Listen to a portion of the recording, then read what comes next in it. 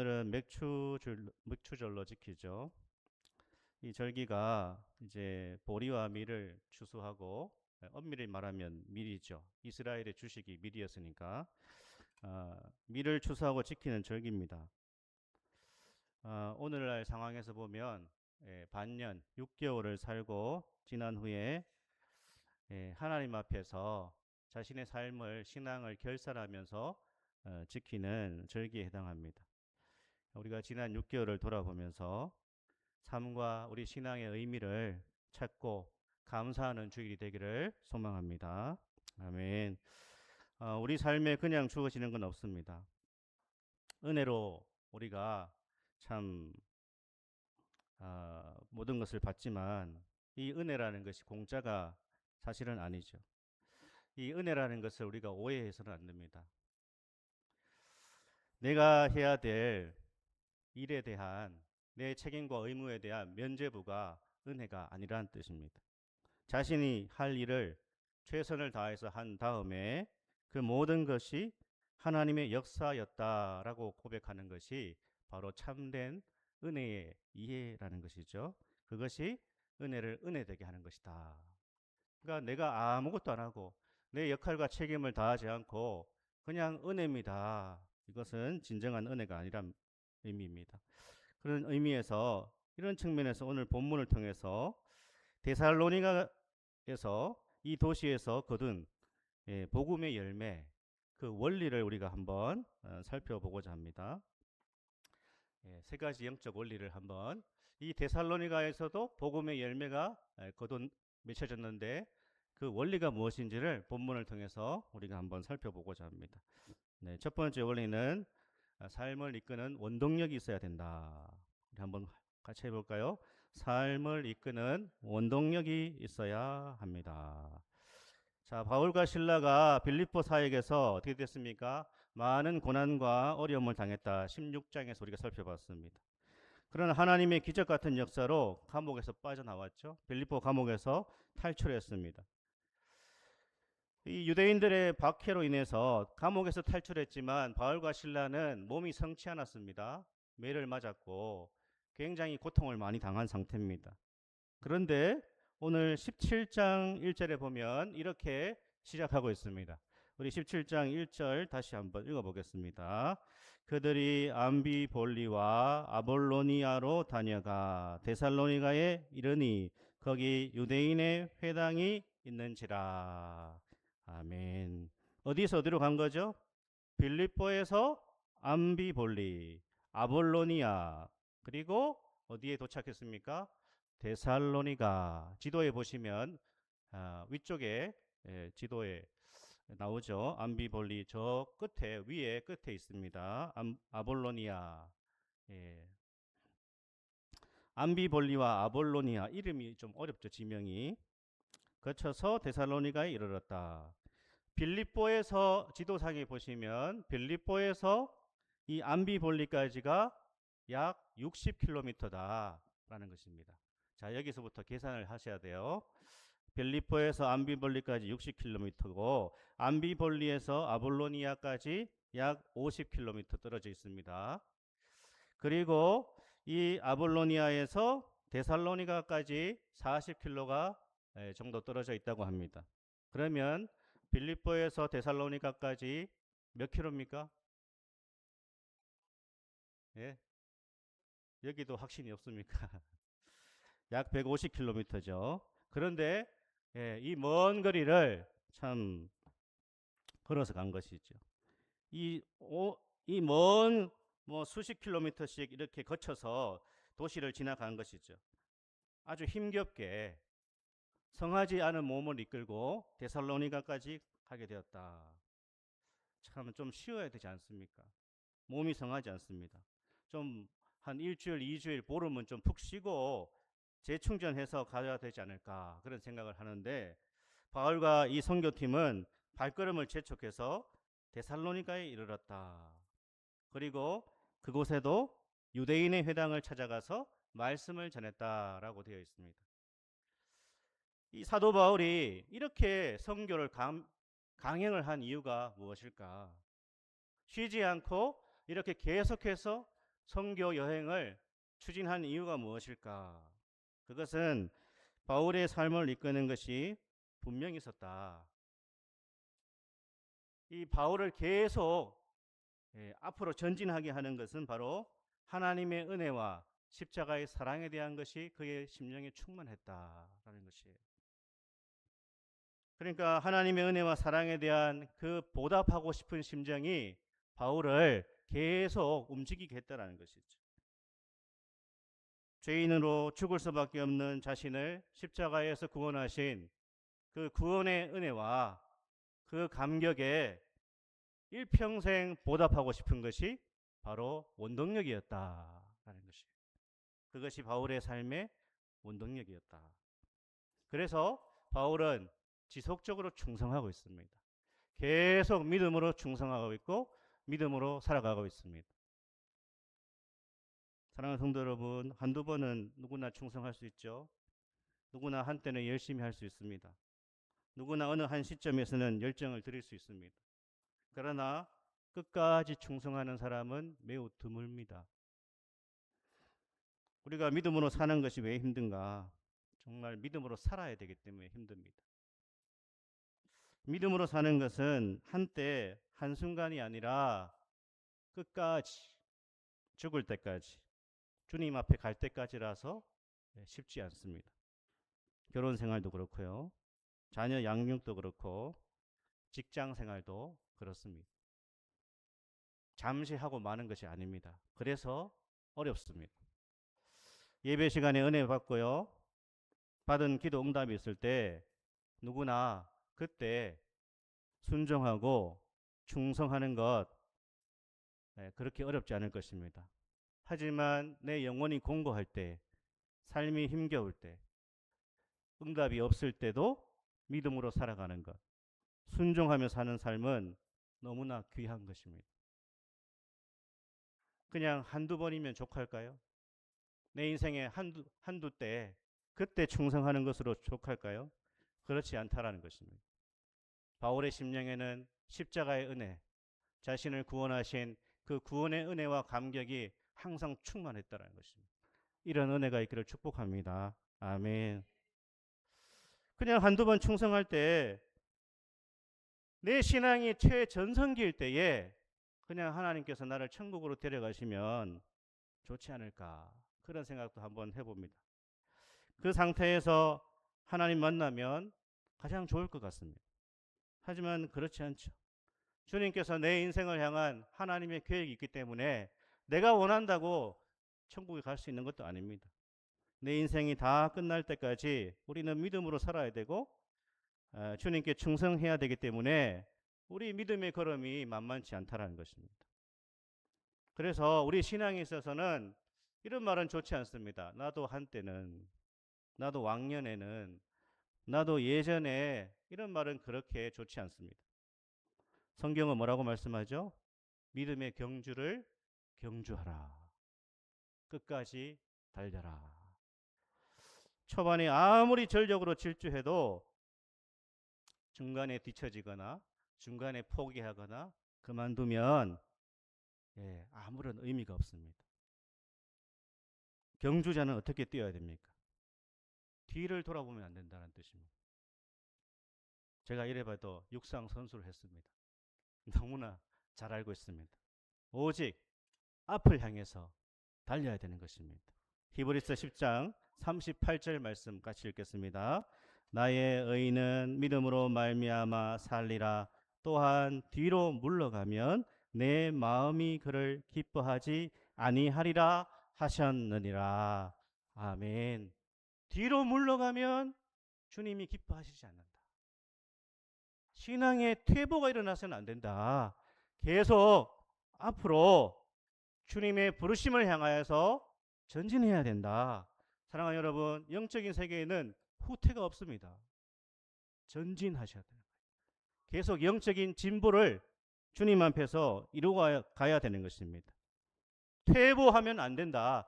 우리의 몸은 쇠약해지고 우리의 육신은 나약해지지만 우리의 영혼은 날마다 주님께 더 가까이 가야 될 줄 믿습니다. 아멘. 디모데전서 4장 15절 같이 읽겠습니다. 이 모든 일에 전심전력하여 너의 성숙함을 모든 사람에게 나타내게 하라. 아멘. 뒤로 물러가거나 멈추어 서 있는 사람은 믿음의 사람이 아니다. 힘들어도 성령님을 의지하고 계속 앞을 향해서 걸어가야 된다. 사랑하는 여러분, 그러기 위해서는 우리 마음의 원동력이 뭡니까? 십자가의 은혜, 구원의 감격. 이것을 항상 우리가 충만히 유지하고 있어야 되는 것이지. 그 은혜가 다시 회복되기를 축복합니다. 아멘. 십자가의 은혜와 구원의 감격이 우리의 심령 속에서 항상 머물러 있어야 되는 거예요. 다른 게 아닙니다. 기도의 응답, 좋은 환경, 이런 것은 있을 때도 있고 없을 때도 있어요. 하지만 우리의 심령에 가장 중요한 것은 내 안에 십자가의 은혜가 있는가, 구원의 감격이 내 안에 머물고 있는가, 그것이 가장 중요한 것입니다. 이것이 우리 삶의 원동력이 되고 신앙의 원동력이 되기를 축복합니다. 아멘. 두 번째는요, 좋은 영적 습관을 형성해야 된다라는 것이죠. 우리 한번 같이 해볼까요? 좋은 영적 습관을 형성해야 합니다. 데살로니가에 도착한 바울과 선교팀은 유대인의 회당에 들어가서 새 안식일 동안, 새 안식일이 며칠이죠? 21일이죠. 예, 7 곱하기 3. 성경을 강론했다고 되어 있습니다. 자, 우리 2절을 같이 읽어볼까요? 바울이 자기의 관례대로 그들에게로 들어가서 새 안식일에 성경을 가지고 강론하며 뜻을 풀어 그리스도가 해를 받고 죽은 자 가운데서 다시 살아나야 할 것을 증언하고 이르되 내가 너희에게 전하는 이 예수가 곧 그리스도라 하니. 아멘. 여기서 핵심은요, 바울이 자기의 관례대로 그들에게 들어가서 성경을 풀어주었다. 강해 설교했다는 뜻이에요. 복음을 증거했다는 뜻입니다. 여기 관례대로라고 하는 이 헬라어는 직역하면요, 습관대로, 그런 뜻입니다. 늘 하던 대로. 그러니까 바울의 사역의 원리는 늘 이렇습니다. 새로운 도시에 가면 회당을 찾고 그 회당에서 어떻게 해요? 성경을 풀어서 복음을 전하는 방식이 바울의 관례였다라는 거예요. 이것이 바울의 사역의 관례였다라는 것입니다. 예, 그리스도인들은 어떤 사람입니까? 그리스도인들은요, 주일이 되면 예배를 드리는 사람이 그리스도인들이에요.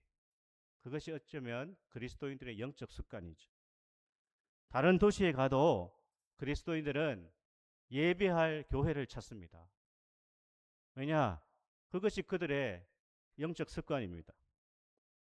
다른 나라에 가도 주일이 되면 그리스도인들은 예배하는 좋은 습관을 가진 것이 한국의 그리스도인들이에요. 이것은 너무나 참 좋은 그런 영적 습관이죠. 바울은 습관을 따라서 유대인의 회당을 찾았습니다. 거기서도 성경의, 구약 성경의 그 중심이신 예수 그리스도의 복음을 전한 것이죠. 이 바울은 어떤 사람인가? 바울은 자신의 어떤 감정이나 기분에 끌려다니는 사람이 아니라 습관에 따라 움직이는 사람이다. 그렇게 볼 수 있어요. 영적 습관에 따라 움직이는 사람이다. 그러니까 예수 믿은 후에 형성된 좋은 영적 습관이 바울에게 자리 잡아 있었다라는 것입니다. 감정이 큰 역할을 하지만 감정에 끌려다니는 것은 그렇게 좋은 습관이 아닙니다. 그런 것은 좋은 인생 습관도 아닙니다. 오늘 기분이 안 좋으니까 학교에 가지 말자. 오늘 감정이 나쁘니까 결근하자. 인생이 어떻게 되겠습니까? 우리의 기분과 우리의 컨디션은요, 하루에도 수십 번 왔다 갔다 합니다. 오늘 같은 날은 컨디션이 그렇게 좋지 않잖아요. 날씨가 이러니까. 아유, 오늘 뭐 날씨도 이런데 그냥 집에서 쉬자, 잠이나 자자. 그 신앙이 어떻게 되겠습니까? 갱년기가 되면요, 더 그렇다고 하잖아요. 여성들이 갱년기가 되면 무섭다고 합니다. 감정의 기복이 심해지죠. 호르몬의 이제 어떤 작용이 있으니까요. 어, 가끔 그 왕년에 큰 인기를 끌었던 이 스타들의 삶을 보여주는 그 프로를 보면요, 참 많은 생각을 하게 됩니다. 오랜 세월이 지났는데도 그 외모나 실력이 거의 변함이 없는 사람들을 우리가 보게 되죠. 그 비결이 다른 게 아닙니다. 그분들의 비결은요, 오랜 세월 동안 꾸준히 좋은 삶의 습관을 따라서 살아왔다라는 것이 이유죠. 자기 관리를 너무나 잘했다라는 거예요. 자기 관리를. 어떤 면에서는 지독할 정도로 자신의 관리를 잘한 사람들을 보게 됩니다. 이 좋은 습관을 잘 형성하고 있었다는 거죠. 그런 생각을 해봅니다. 그 사람이라고 해서 왜 기분이 안 좋고 참 그냥 아무렇게나 살고 싶은 그런 충동이 없었을까? 먹고 싶은 거 그냥 다 먹고 그냥 널브러져서 살아가고 싶은 그런 유혹이 왜 없었겠습니까? 이제 소위 말해서 한물 갔습니다. 자신이 이제 정말 전성기가 아닙니다. 그러면 그냥 대충 살아도 되지 않습니까? 그런데요, 그런 분들을 인터뷰하는 장면을 보면요, 항상 그렇게 얘기하죠. 언젠가는 대중 앞에 다시 설 날을 기대하면서 자신의 삶을 이렇게 관리해 나갔다. 그런 얘기를 합니다. 언젠가는 나에게 기회가 오면 내가 잘 준비되어 있어야 다시 대중 앞에 설 수 있으니까 내가 이렇게 오랜 세월 동안 이렇게 관리를 하고 좋은 삶의 습관을 형성해 갔습니다. 그런 얘기를 합니다.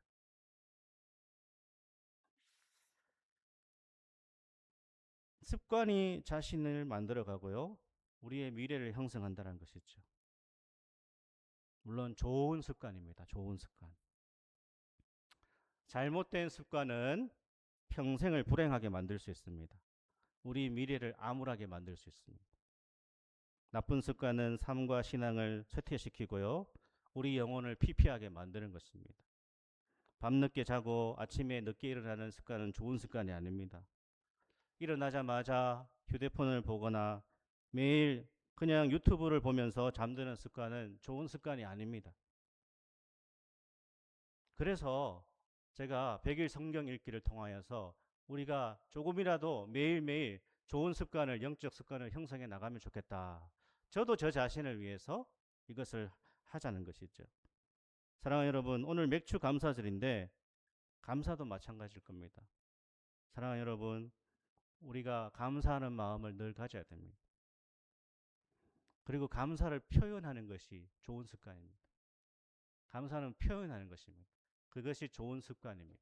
이게 참 잘 안 되죠. 특히 경상도가 잘 안 돼요. 저도 잘 안 됩니다. 근데 감사가 좋은 습관이고 감사는 늘 표현해야 된다. 가까운 사람일수록 감사를 표현해야 된다. 뭐 마음으로 다 알고 있잖아. 아니요. 표현을 해야 됩니다. 표현 잘하기를 축복합니다. 아멘. 감사를 표현하는 습관이 필요한 거예요. 우리 삶에도 감사하는 마음이 사라지고 표현이 사라지는 것이 어쩌면 삶의 문제인 경우도 많습니다. 우리 가장 좋은 삶의 습관 중 하나가요. 감사하는 것인데 이것은 가장 좋은 행복의 습관이다. 누가 그렇게 말합니다. 가장 좋은 행복의 습관이 감사하는 것이고 감사를 표현하는 것이다. 사탄이요. 무엇을 뺏어가는가? 사탄은 우리 삶의 감사를 빼앗아가는 거예요. 사탄의 전략이 다른 게 아니고요. 우리 삶의 감사를 빼앗아가는 겁니다. 원망과 불평이 습관이 되게 하는 것이 사탄의 전략이다. 라는 거예요. 사랑하는 여러분, 우리를 지배하는 것은 몸인가요? 마음인가요?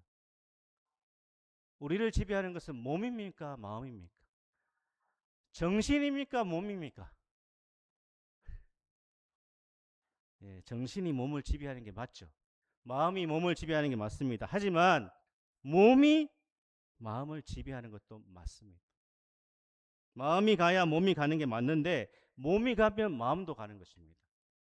이것을 따로 분리할 것이 아니라 우리의 마음과 우리의 정신이 몸을 지배하겠지만 우리의 몸이 또한 우리의 정신을 지배할 때에 우리는 좋은 영적 습관을 형성해 나갈 수 있는 것입니다.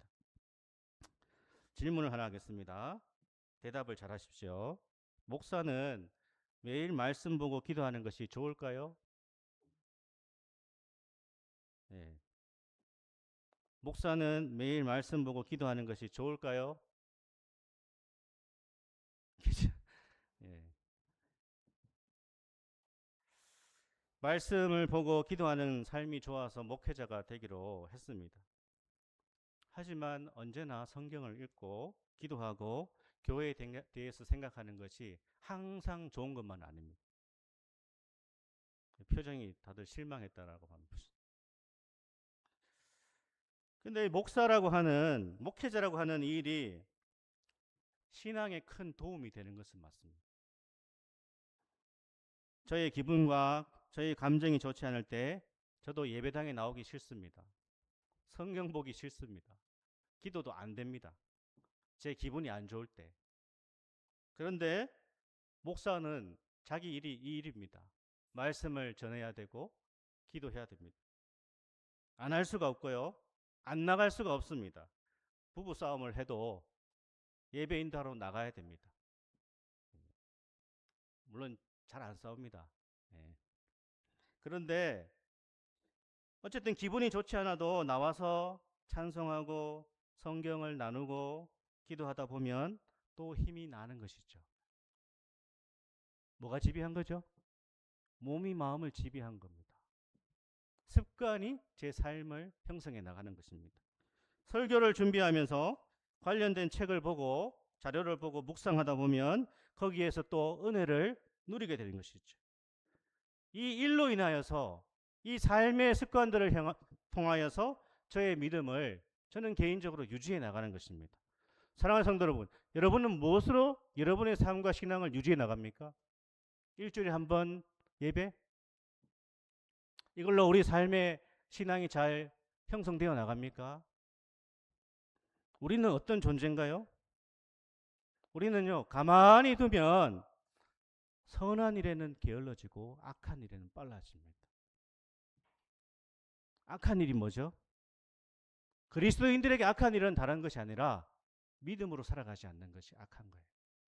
그래서 우리는 그냥 가만히 하루 이틀 사흘날 그냥 그대로 가면 우리는 믿음으로 살지 못합니다. 우리는 반대로 가야 되죠. 어떻게 해요? 악한 일에는 게으르고 선한 일에는 열심을 내야 된다. 그래야 우리의 삶이 아름답게 형성된다. 이것은 좋은 습관을 통하여서 형성되어지는 것입니다. 성경 읽는 습관이 하루아침에 형성되는 게 아닙니다. 기도의 습관도 갑자기 형성되는 것이 아닙니다. 어떻게 해야 됩니까? 한번 불 받아야 됩니까? 물론 불도 한번 받는 필요가 있습니다. 한 번쯤은 불을 받아서 뜨거워져야 할 필요도 있습니다. 하지만 그 불을, 그 은혜를 계속 꺼뜨리지 않는 것은 매일의 좋은 영적 습관이에요. 이것이 영적인 원리입니다. 사랑하는 여러분, 1년 된 나무 있습니다. 2년 된 나무가 있습니다. 3년 된 나무가 있습니다. 5년 된 나무가 있습니다. 1년도 안 된 나무는 정말 힘을 다하면 뽑아낼 수 있습니다. 한 두세 사람이 함께 뽑으면 뽑힙니다. 그러나 5년, 10년 된 나무는 아무리 힘이 좋아도 이 나무의 뿌리를 뽑을 수가 없습니다. 왜 그렇죠? 오랜 세월 형성된 이 나무의 뿌리는 쉽게 뽑히지 않고 이 나무는 쉽게 흔들리지 않습니다. 영적인 습관이 잘 형성된 성도는 쉽게 흔들리지 않는다. 아멘이십니까? 아멘. 우리가 늘 기도와 말씀과 경건 생활이 잘 형성되면 쉽게 흔들리지 않는 성도가 되고 쉽게 흔들리지 않는 교회가 될 줄을 믿습니다. 아멘.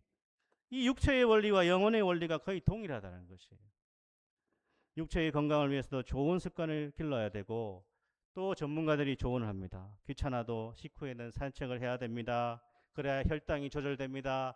다리가 약할수록 누워있지 말고 걸어 다니십시오. 우울하면 집안에 틀어박혀 있지 말고 밖으로 나가서 좋은 공기를 마시고 산책을 하고 활동을 하고 사람들과 대화를 하세요. 전문가들이 조언합니다.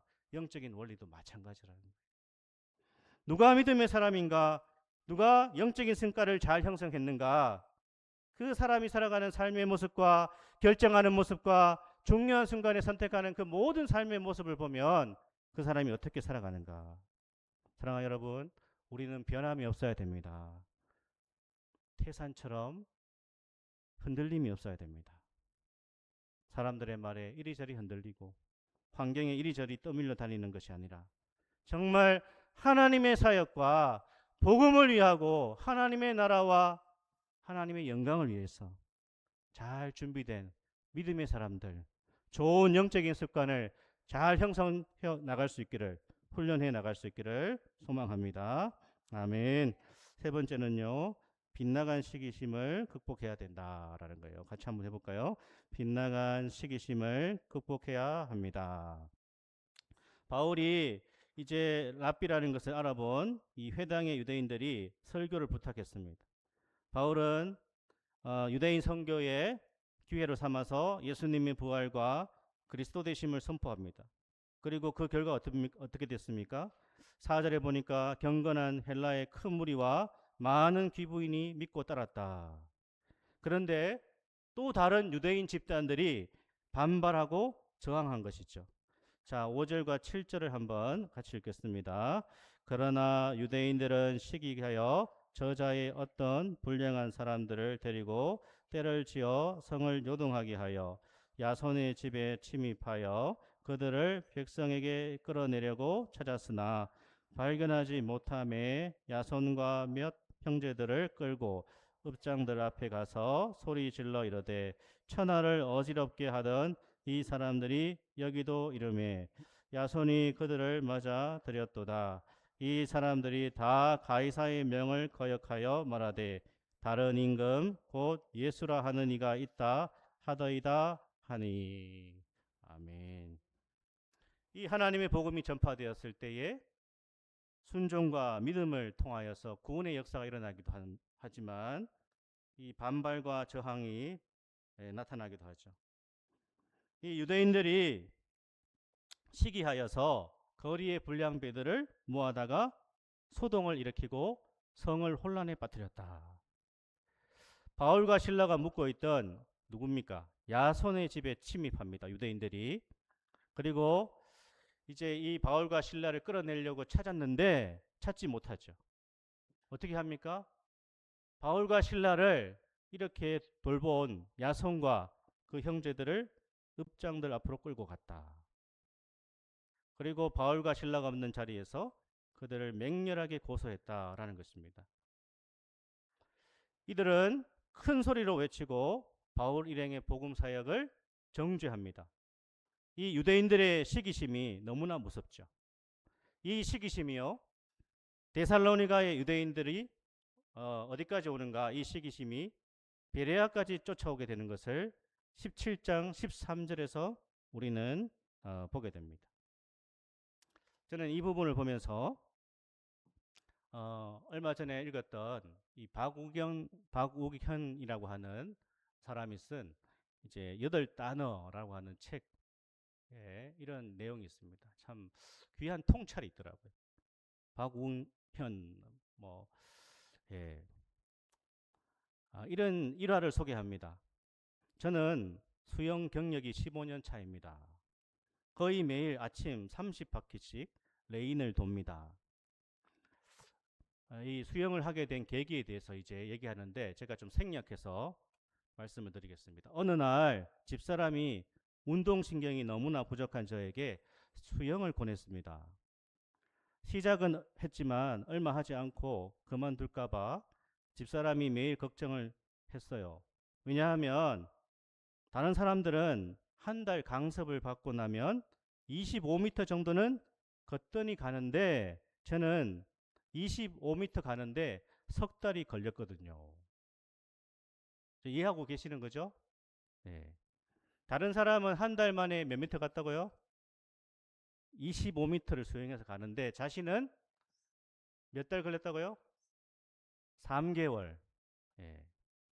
그리고 50m 가는데 저는 6개월이 걸렸습니다.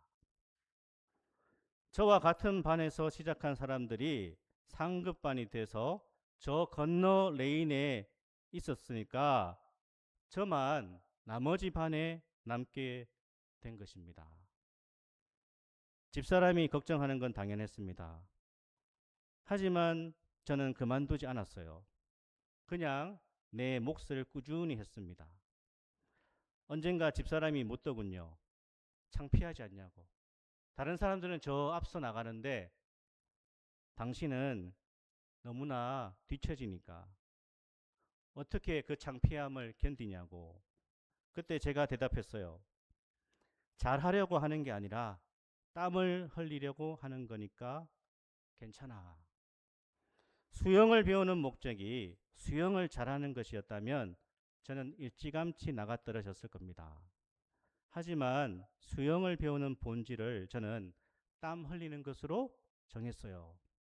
그러니 실력이 빨리 늘지 않는 것은 크게 문제되지 않았습니다.